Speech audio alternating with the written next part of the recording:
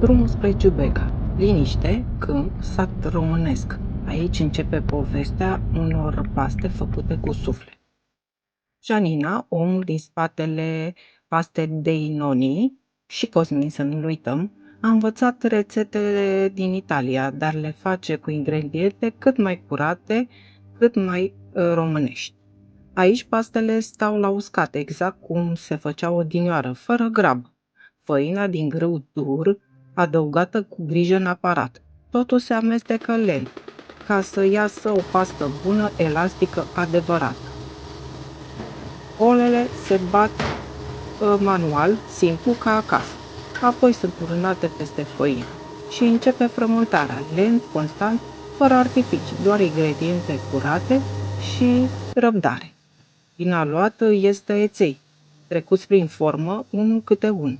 E o muncă frumoasă, o muncă de echipă, care cere atenție.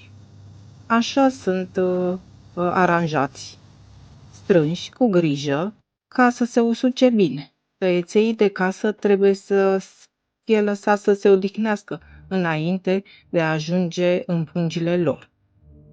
Uscarea durează, dar asta le dă gust bun, simplu și curat. Cât timp pastele se usucă, ieșim în curte. Flori, liniște și un cocoș care cântă. România, aceea frumoasă pe care o simți, nu o explici. O vizită la bunica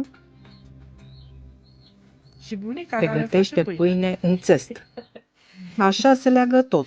Oameni, tradiții, mâncare bună.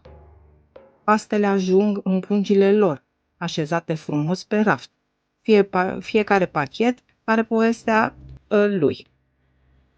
Tăieței de casă, tagliatelle, spaghetti, pene, clopoței, toate făcute aici, în Giubega, cu mâinile care respectă munca și gustul.